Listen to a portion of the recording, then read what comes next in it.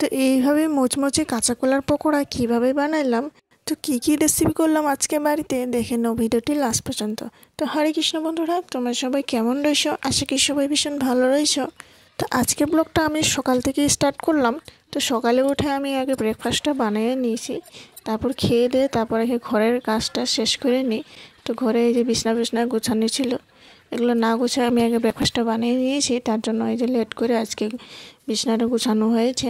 তারপর স্নান করে নিই, স্নান করার পর তারপরে এখানে একটু মহাকুম্ভর প্রসাদ পেয়েছি, একজন দিয়ে গেছে। তো এখানে আমি একটু গোটা মশলা এই যে ভেজে নিয়ে নিই, ভেজে নেওয়ার পর তারপর আমরা শিলপাটাতে বেটে নিয়ে নেব। তো এই মশলা আজকে আমি সবজির মধ্যে দিব, তার জন্য আমি গোটা করে ভেজে নিয়ে নিয়েছি। তো এখানে ব্রকলি, আলু, মটর দিয়ে একটা সবজি করব। তো তার জন্য এখানে আমি তেলের মধ্যে একটু পাঁচফোড়ন, তারপর সবজিগুলো দিয়ে সবগুলো দিয়ে সুন্দর করে একটু ভাজাভাজি করার পর তারপর হলুদ লবণ দিয়ে, তো মটর একটু ছিলে রেখেছিলাম, মটরগুলো সব দিয়ে তারপর সুন্দর করে একটু ঘাটাঘাটি করে 2 মিনিট ঢাকনা দিয়ে রেখে দিব। আদা সিদ্ধ হওয়ার পর তারপর আমরা যেটা মশলা বানিয়ে রেখেছিলাম, মশলাগুলো দিয়ে সুন্দর করে আমরা নাড়াচাড়া করার পর একটু পরে আমরা জল দিয়ে ঢাকনা দিয়ে বয়েল করে নিব 2-3 মিনিট পর্যন্ত।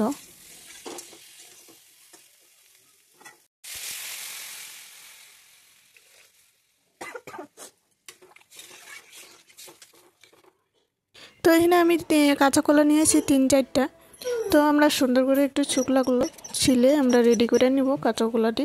তো এখানে আমি স্লাইস মতো কেটে নিয়ে নিব। কাঁচা কলার চুকলাগুলো ভালোভাবে ছিলে ধুয়ে রেডি করে নিই। তো এবারে আমি সবজিটি হয়ে গেছে, এই যে দেখুন, ধনিয়া পাতা দিয়ে সুন্দর করে আমরা নামাই নেব। তো আমি কাঁচা কলাটি এইভাবে স্লাইস করে লম্বা করে কেটে নিয়েছি। তো এখানে কাঁচা কলার পকোড়া বানানোর জন্য এখানে আমি একটু চাউলের গুঁড়ো নিয়েছি, তারপর নিলাম একটু হলুদ আর একটু লাল লঙ্কা, লবণ, তারপর দিলাম এই যে একটু বেসন, তারপর এই যে ময়দা একটু দিলাম। তারপর সবগুলো দিয়ে একটু জল দিয়ে ঘুলাইয়ে একটু ঘন ব্যাটার একটা তৈরি করব। এইভাবেই কাঁচা কলাগুলো সুন্দর করে এখানে ব্যাটারের মধ্যে ডুবাই আমরা তেলের মধ্যে ভেজে নিয়ে নিব সবগুলো।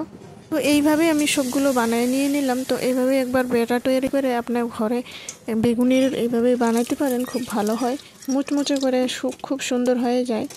তো আজকের এই যে রেসিপিটি কেমন লেগেছে, আজকের ব্লগটি আমার কেমন লেগেছে, একবার লাইক, কমেন্ট, শেয়ার, সাবস্ক্রাইব করে জানাবেন।